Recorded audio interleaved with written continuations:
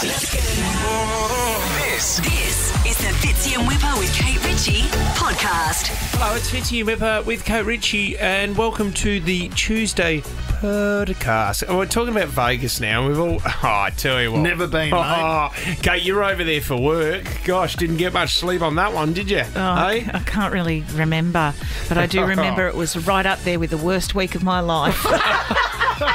She's not joking. I left Vegas in a cab on the way to the airport, and I was crying in the back seat. Why? Because I was just...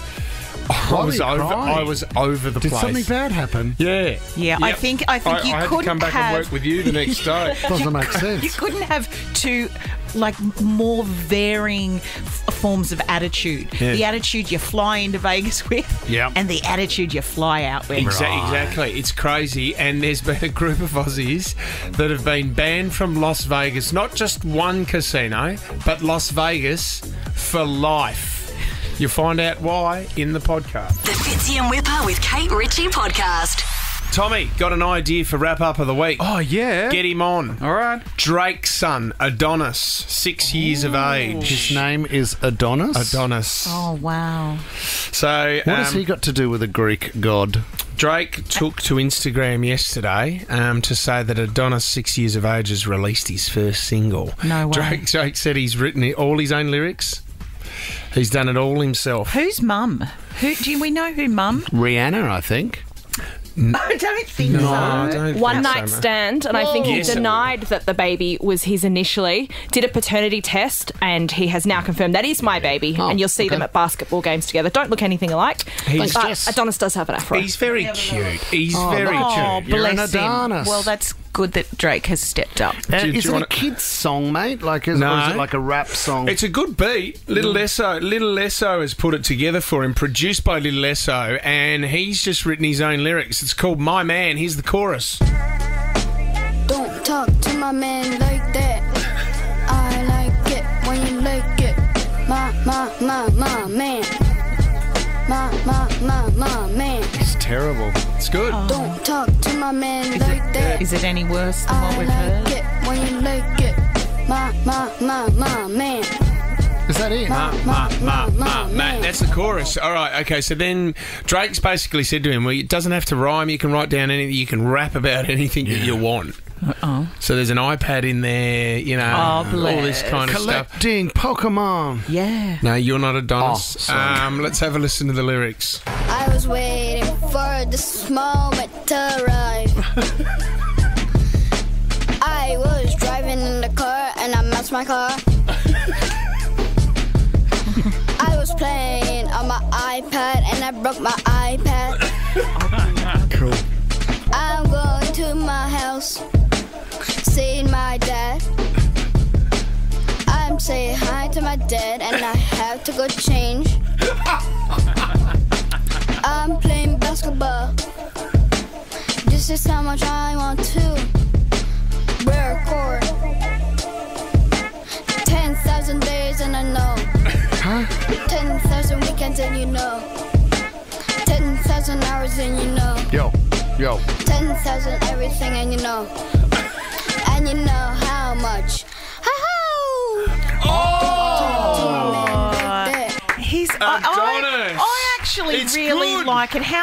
There's nothing better than listening to your kid in the back of the car or If you're the parent. singing in the bath, You just don't- like making up songs. Yeah, but you don't release it though, do you? That's the difference. I played my iPad. Well, you do. You put it on your Instagram, probably. How cute are my kids? Yeah, but I'm not going out there officially saying my 6-year-old's got a brand new song.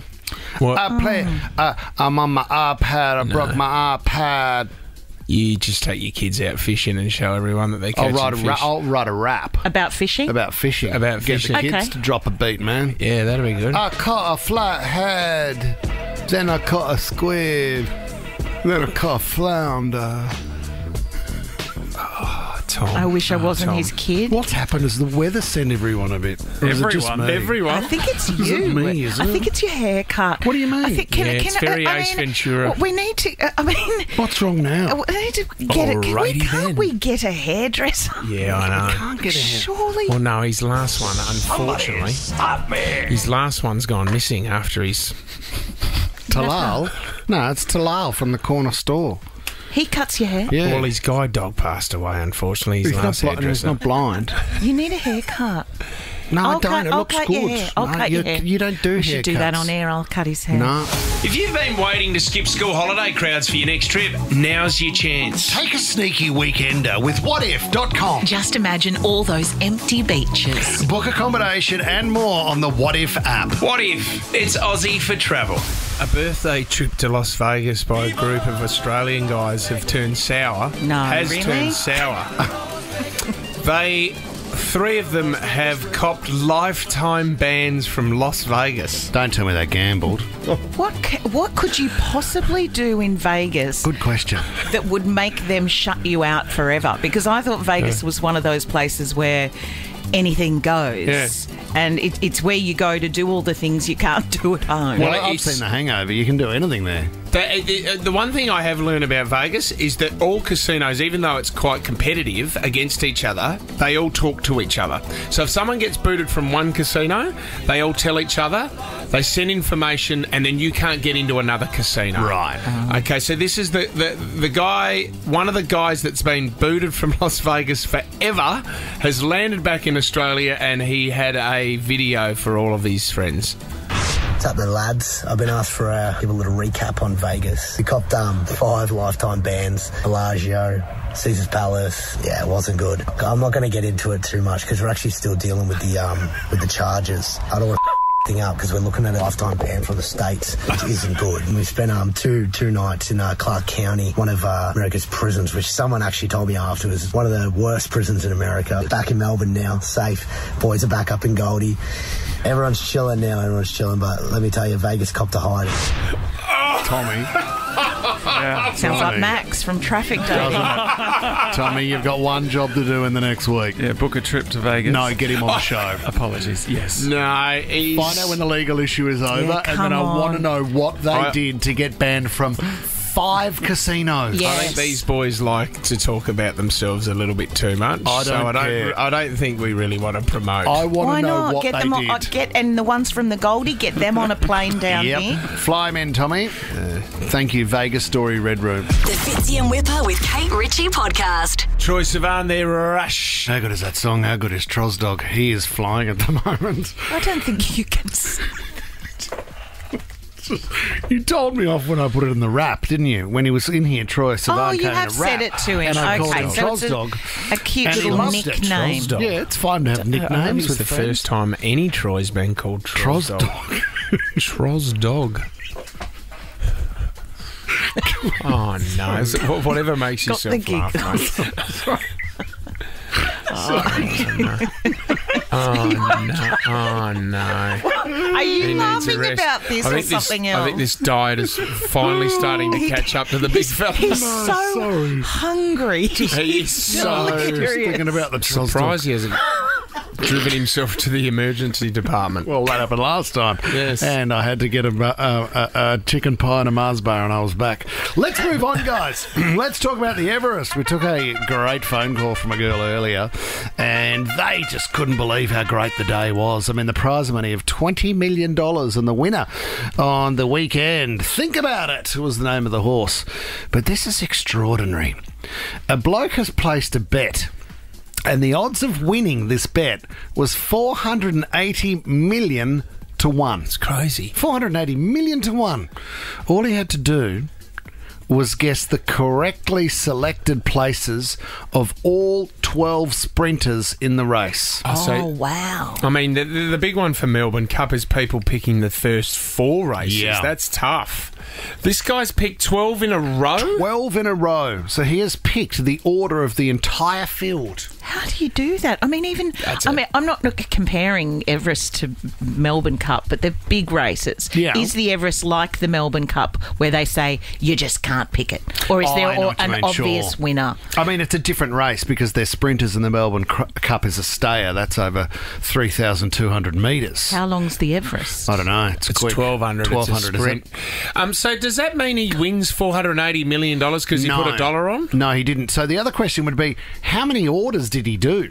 Did he just play? No. I think you think you only get one go at it. No, I know, but in his punt, Yeah. like, did he place another one where he had a different order of the 12? Oh, okay. Was there another bet with then another 12? Yeah, but it's not like a quick pick, No. is it? No. where you get I also it was 20 It games. was a competition. Yeah. It didn't even cost you to go in.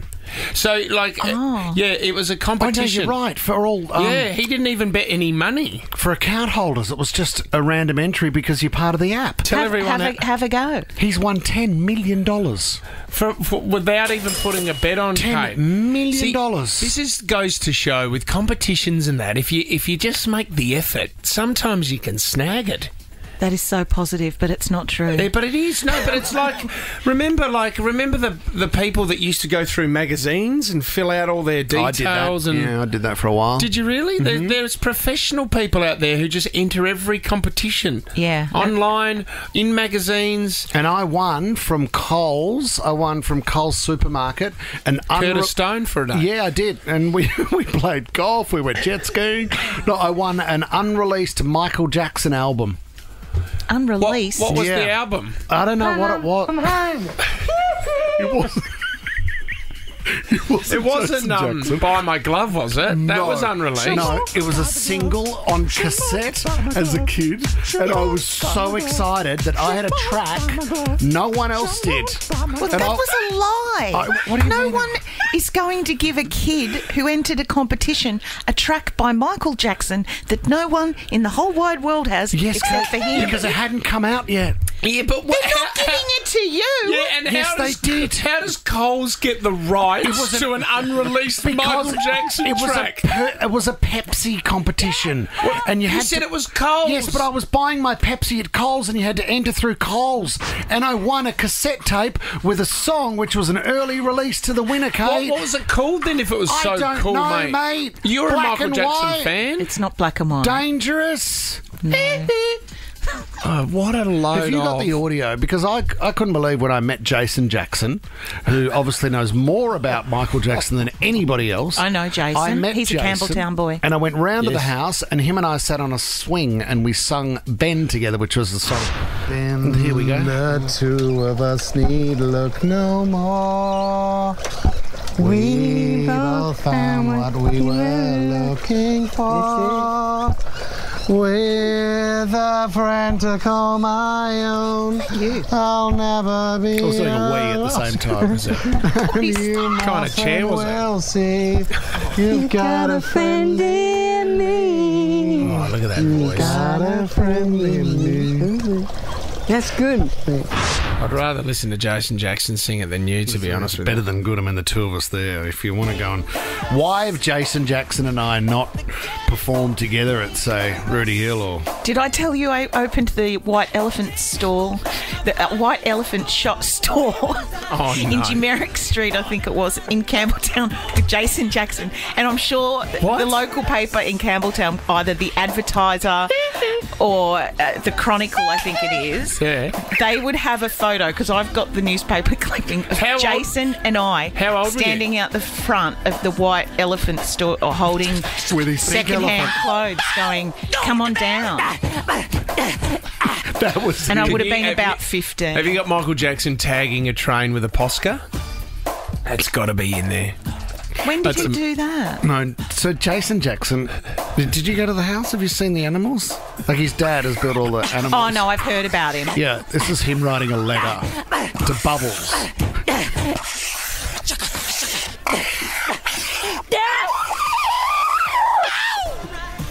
Is that Michael Jackson? That's him. I don't think we're allowed to talk about Michael Jackson, are we? No. That's actually the Posca doing a drawing. Actually, that's a fair call, Kate. We might wind this up. Oh, what a highlight that's been. Can we find the photo of you and Jason from the White Market's elephant store? The White Elephant Pink store in off Queen Street in Campbelltown. I don't really want anyone to see it because I was going through my phase of Levi's 501s with white socks and black Doc Martens and a t-shirt and a suit jacket. That's okay. Jason went through a heavier stage. Oh, my gosh. Tom, please give me an out here. That would be awesome. The Fitzy and Whipper with Kate Ritchie podcast. now I want to talk about dating. And it's tough out there. We did traffic dating earlier in the show. Lovely Gabby, hopefully. Yeah, Gabby found love with Steve from Cronulla. No, it wasn't Steve. It was Isaiah from Coogee, and he was a Sparky. Got it. And he's quite adventurous. I do wonder where they are going to go on their first date. Because I went to the hairdressers last week and I just want to know whether this is actually a thing. If you've had this kind of date, 13, 24, 10, and how it works. Because it's quite revealing to have a first date in this environment. Yeah. Is this a new thing? Is this a new trend or something? Well, I think it might be. I've never heard it before, but it might be because I don't frequent this kind of establishment. I sat down in the chair at the hairdressers, and there's this lovely young woman there, and she said that she's kind of back on the dating scene, and she had a date, which would have been on the weekend. So maybe I'm probably going to see her again this week, and I'll be able to fill you in on how it went. But it was a first date, and they were having a gym date. What do you mean? And I thought she said gin date, like gin bar in town. Like wine tasting, gin tasting. Yeah. Is it Maryvale? You can do that kind of thing. But they are going to put their gym gear on, go to the gym, do a workout, probably go and get like a smoothie in their bike pants afterwards. Isn't it that you're at your worst at the gym? Isn't it? You're sweating up a treat. You don't really have your makeup on and that. People do have makeup on. I don't know what gym you frequent, but there are people with full faces of makeup, which does not make sense to me. Trying very hard not to judge here. I'm going to sit back because I'm working on my judgmentalness. Are you going to the gym or are you just working from home? You don't need to go to the gym, mate. If you see the workouts I do... How have you turned a conversation about dating into a conversation about you He brought it up. working out? He brought it up. No. I said, Kate, you said I'm trying not to judge. Yeah, so you brought it up. I'm talking about them. Okay, we'll talk about the judgy bit. Well, because there's no point having you in the studio if you don't judge. Okay. And who am I going to talk to in the supermarket where they come up and say to me, gee, that whipper, he's a judgmental, but... Well, Kate, let me share your thoughts because often we think the same. So I would suggest it is that the gym is somewhere where you need to physically try and impress somebody. You're there not only for your appearance, but you're there for performance. And what concerns me there is you're not talking about the most crucial muscle, which is your heart. So you're not really getting to know somebody when it's like, hey, can you squat me over here? All right, count them out. 1, 2, 10 reps, your turn. What about push-ups on your knees? Let's get a green smoothie now. Hey, make it acai. No way, too much sugar. Let's get some soybean stuff. What you're saying by saying that is that just because you go to the gym means you're a bit of a meathead. I'm saying that for two people to bond in the gym is a strange place to do this. How is it different to going on a walk and having a coffee? Because walk and having a coffee encourages conversation, not workout. This is about physical performance. I find it weird, Kate. Do you work out together? Or do you go and do your own thing and then meet up after an hour and then have your smoothie? Well, I think you'd be working out. Wouldn't you be working out together? Not with the weights that I'm lifting these days. I don't think that my day would be. Mate, you get on the thing that has pedals for your hands. The lady at the gym told me that you do that for an hour. Have you tried the grinder? I've never been on Grinder. Yeah, not what I've heard. You're on for an hour each day. Mate, I'd love to see you 5 minutes on the grinder. I'm not interested. It's not my thing. I've been to City Gym. You would dominate. So then, Kate, you're there and it's like, let's lock legs, pick up that medicine ball. And then one of them passes wind and it becomes awkward. It's a first date. What? I'm not saying it's the ideal date, but what I'm impressed with is that you are, it's another level of going on a date with someone who does like-minded things. Nobody falls in love at the gym. Can I just... I've dated someone from the gym before. Well, hold on to that because fall in love. We just got a quick call from Mark in Castle Cove. Tell us about your gym experience, Mark. Well, yeah, I had my first date. Well, it wasn't at the gym because my now wife, didn't know it was a date. I got her sister to set me up with her intro at the gym, and 18 years and 3 kids later, we're still together. Wow. There you go. Do you work out together, Mark, or do you do your own thing? No, do your own thing. Whipper, she doesn't care how much I squat. Trust me. Yeah, interesting. You don't need to squat at all, mate. Don't worry about that. Sorry, can we just jump back? I appreciate the call, Mark, but let's go back to Kate falling in love with someone at the gym. I didn't fall in love with anyone at the gym. You dated someone. From the gym. They went to the gym? PT? Maybe. Anyway. No, not maybe. Was it a PT? Yeah. Footballer? Yeah. And so were you a client? Were you a client? Not his. No. So you saw him working with a client and you went, oh, that guy's a bit of all right? I thought something like that. Who approached who? Open up here. Love Come on. this. Well, then... Sit down on the couch over here. Well, you see people at the gym. Then you start seeing them regularly. Did you notice them? So what? He probably noticed me. Right. So what flirting were you doing? Like eyes, smile, or yeah, just like bicep curl. It's a bit coy, isn't it? And then we went down the escalators together and to the sandwich bar, and then What did you like about him? I can't remember. What did he look like? No, give us a description of what he looked like. He was fit, looked fit. How tall? Not that tall. Okay. A bit taller than me. What was his feature? What was the feature that stood out on his body?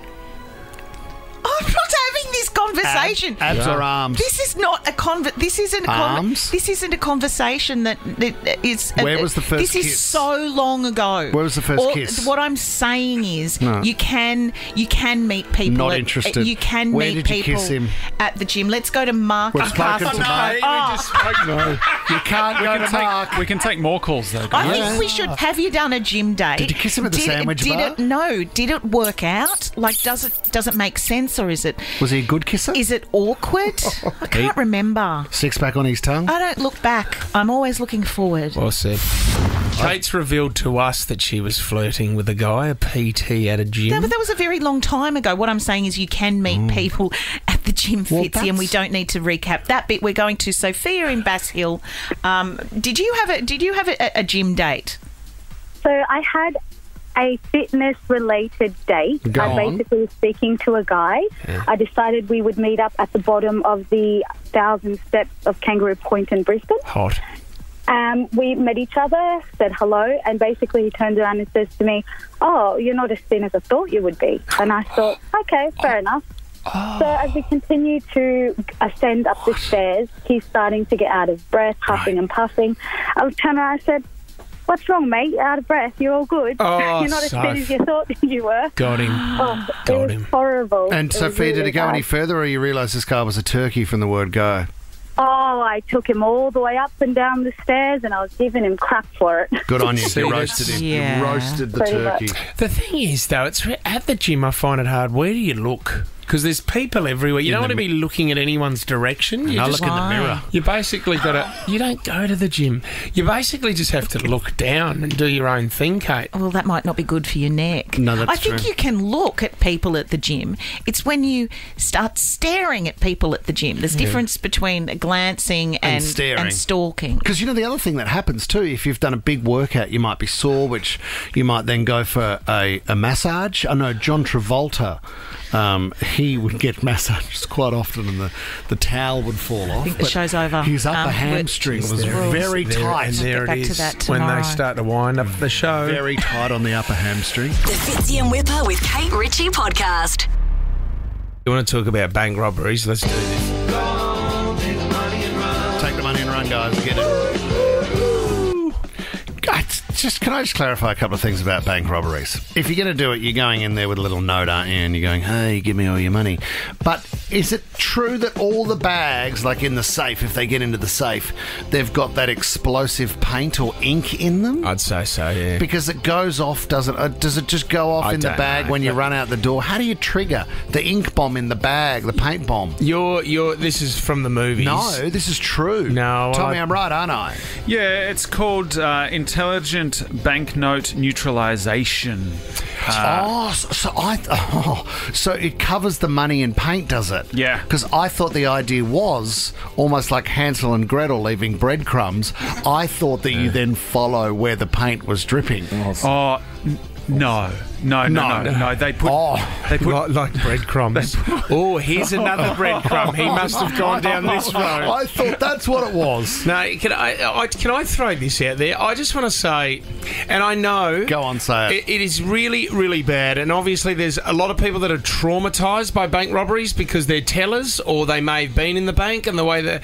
But, you know, like sometimes you watch a movie, and I think we are all fascinated by bank robber movies, and The Town is one of the best with Ben Affleck. Phenomenal. Even Two Hands. Oh, it is. You know? Two Hands as well. But I find comfort when, you know, in those movies, bank robbers go in and they say to everybody in there, there's another great movie called Hell or High Water. Make sure you see it. The guy who wrote Yellowstone, Chris Pine's in it. It's a really good movie.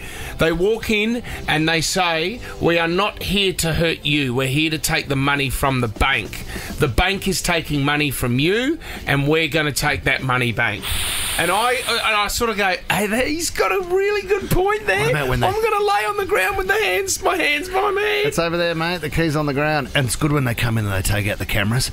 They have a look around with a double barrel, probably sawn off to be convenient, and bang, bang, cameras are gone. It is very traumatic. I understand. Really, really traumatic. I'm making light of it to Groove. I mean, it is the case. I'm doing the Hollywood version. Because you do think, are you going to be the guy that when the robber has his back to you, you jump up, tackle him down, wrestle the gun off, or would you just freak out and freeze? No, freeze. It's because money. He's taking the money from the bank. It wouldn't bother me. You know what I mean? It's not like the banks are struggling these days. You know, and you're not asking him to slip you a 50 on the way out the door either for helping with the safe. Fascinating story down in South Australia. So this happened over 20 years ago. 11 banks were held up by the bicycle bandit because every time he got away from the bank, he rode off on a push bike. I'm not joking. Is that the dumbest getaway car you've ever heard? No. Besides a donkey, I don't know what could be worse. No, he had his escape plans, and he. I mean, these were regional banks. So, Mannum, Lobethal, Blackwood. These are up in the hills of Adelaide. Yankalilla, Wollonga, which is down near Port Nollunga. Mate, a skateboard would have been better. Well, see, no. If you've got your escape plan, you jump on a bike. You're going to places where cars can't get through. Small alleys. So he got away with 11 bank robberies, right? And I think it totaled in something around about $200,000. Some of them were worth $200,000 each.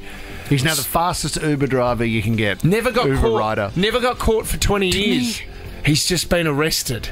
In a Sullivan's Beach, which is around the corner from where I grew up. He's been arrested at the age of 73. On his bike still? He had 6 unlicensed guns in his house whip. The other thing as well, he's got 252 kilograms of silver bullion.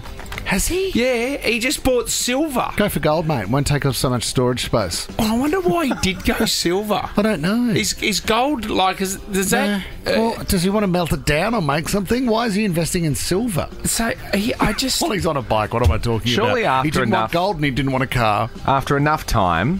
You've won. The banks can't come back. There's a statute of limitations on the robbery. Yes. We couldn't get you after Matthew, 15 years. You win. You've broken the law 11 times at a serious offence. 20 years ago. But see, this is the thing. He's riddled with cancer. So he only has a few months to live. Like, I'm talking riddled. He can't even eat. Like, it's in his throat and down in his lungs. So he's gone. But they found it. This was through DNA testing. They got to him 20 years later. Andrew in Brighton Les Sands, you were in a bank when there was a robbery, is that right? Hey, mate, yeah, I was. I was a teller in the State Bank in the late 80s, and it happened, yeah. Because late 80s was pretty popular for bank robberies, wasn't it?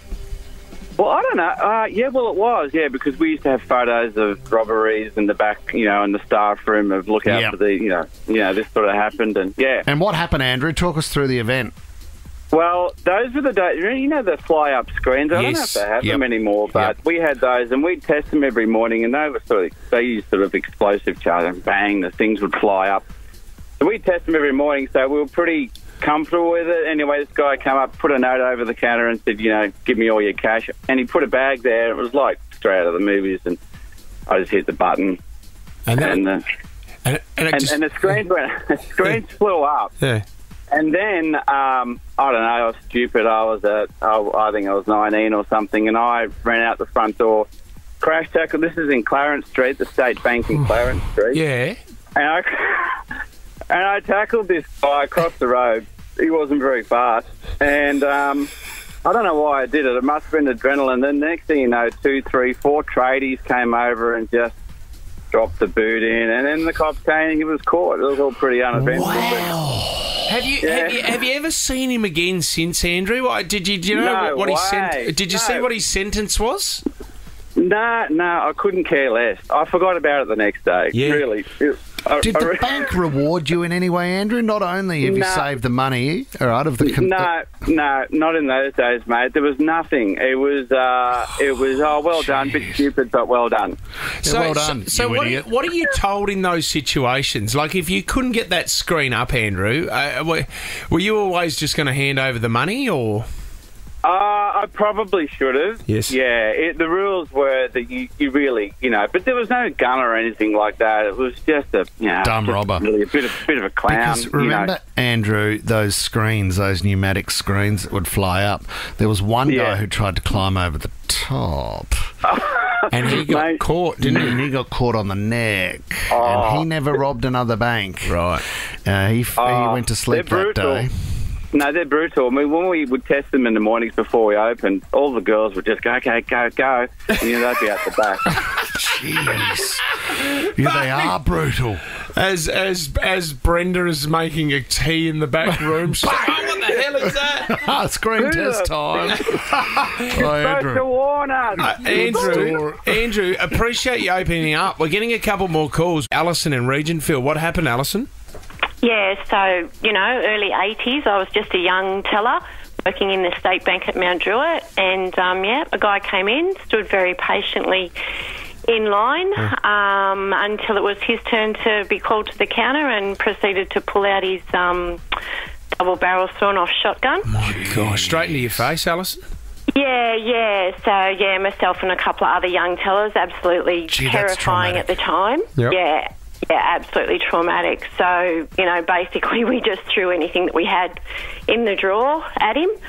Never spoke a word. No. Just took what we threw kind of at him and put it in his duffel bag and out the door and on the train, because we were basically on the train line at Mount Druitt, and off he went. So it's obviously traumatic, Alison. Thanks for sharing, and I'm sure you still have moments where you're asleep at night and all of a sudden you see that image again.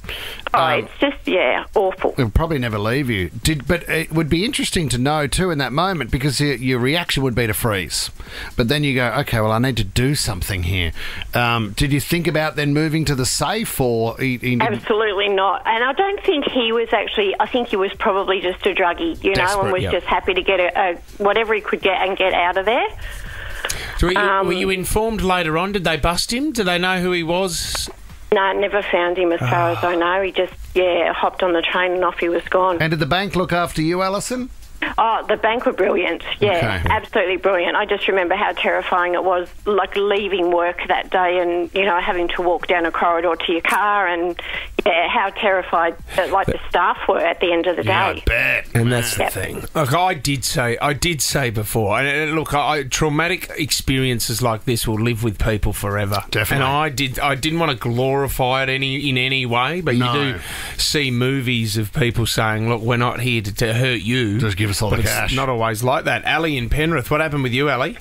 Hi. I was just nodding listening to Alison then, because I worked in the bank back in the 90s, and I worked both in branches and in our state learning centre, where we would train tellers and branch managers in what to do. Yeah, what did you have to train? What did you say? I was involved in hold-ups myself, as well as both my parents are bankies, and they were too. Yeah. But as a trainer, we would show them things like the bullet-resistant barriers, they weren't glass, with bullets in them, and to show them that if someone tried to do something, it could not hurt them. Yeah. But if someone approached them, it did not matter, give them the cash. Right, Did not matter. It's just money.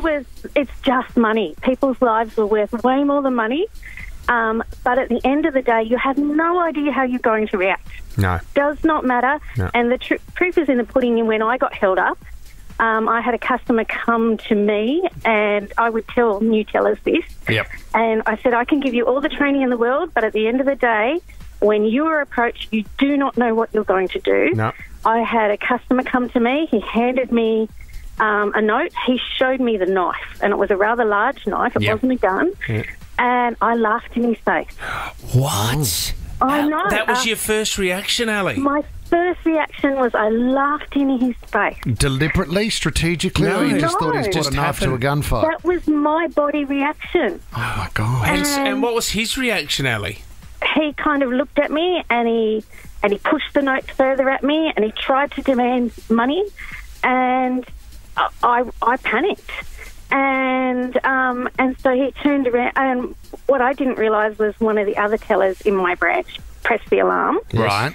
Ours was silent. We didn't have things that flew up or anything like that. We had a completely open branch. Yeah. And so he could have lunged. He could have done anything to hurt me. And this is what I would tell other tellers. Like, you know, you don't know what you're going to do. You look out for each other. If you see something odd, press the alarms. No one's going to go crook on you. So what happened, Ali? He turned around and ran. Yep. He was just a junkie. Yep. And we were 2 doors down from a police station. So our alarms went off really quick, and they got him at the front door. Terrible bank to rob. Yeah, that's terrible bank to rob. You need a bit more planning than that, don't you? 2 stores down from the cop shop. It's right there. The silent alarm goes off, and there they are right now at the front. Hello, mate. You might as well just come down 100 metres down the road here. Simone's in tune, Gabby. Simone, thank you for coming on the show. You were working at a bank, is that right?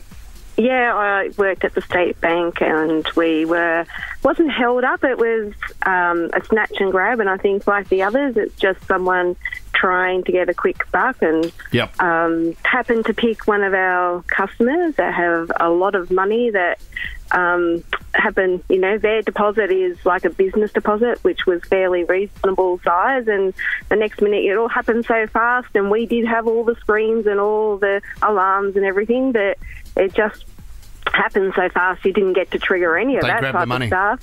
Yeah, they just literally pushed their way through and grabbed the bag and ran out the door, all very fast. But yeah, so it was like the next school over and done with. Eye-opening, Simone. Yeah. Would have given you a bit of a fright. As the other lady said, at the end of the day, we were always told the money's insured, don't worry about it, just hand it over. Oh, great. Simone, thank you for sharing. Thanks you, Alison, Ali and Simone, for opening up about that stuff. You're all in the running for Kate Sweet Seats as well. But that it's funny, Ali, you laugh at someone's face. That's your body just reaction. Instinctively just going, what's going on here? Great calls. Thank you. The Fitzy and Whipper with Kate Ritchie podcast. Fitz, can I take over one of your favourite topics, funerals? You spoke about BJ's beautiful grandmother, Nanny Norma. Yes. I had a Norma too. Rest in peace, both Normas. But not often do you get to a point where you get to plan your funeral, unless you know that maybe the end is nigh, and you don't have a choice, unfortunately. At least then you'd be able to go, all right, let's have a little bit of fun here. Yep. Let's do a couple of pranks. We'll do a couple of door prizes. You could do that at your funeral. It's not bad. All right, everybody, check under their seat. Did anybody find a red sticker? Yeah. Congratulations. That's not bad. You're not really my son. No, you wouldn't do that. It'd be more one. Just a little bit of leftover stuff. Like, you can have my Fatback TV. Congratulations. Yes. But also, you'd be able to put together a bit of a list of maybe who you'd like to be there. You know how when your friends pass away, when your friends' parents pass away, sometimes you think, should I be there for that person? Yeah, I know. It's a big one, isn't it? Yeah. It's a big decision. It is a big decision. Should I be there? I mean, I didn't know the dad, but at the same time, I want to be there to support them. Show your face. Yep. Get a couple of free drinks and a bicky at the wake. Huh? That's all you got to do. Is you got to show your face. Turn up for a bicky. One woman, she's come out and she said, look, I know that I'm on the way out, but I'm going to be very clear about something. This is what the rules are for my funeral. I don't want everybody there, especially these people. These are the people that are banned from my funeral. Don't let Bertha in. She tried to hook up with my husband. Shame on her. My mailman can't come either. He's handsome but rude. You all know Billy. He's the worst ex I ever had. And I know he's going to try to go to my funeral. His sister can't come either. She never knew when to stop talking. I'm going to haunt them all. Oh, that's great. Not only has she said who's not welcome, she's on a mission to haunt them all. I'd still rock up, though. Yeah, if I was Bertha or Billy, I'm still rolling through the door. Fitzy and Whipper with Kate Ritchie is a Nova podcast. For more great comedy shows like this, head to novapodcast.com.au.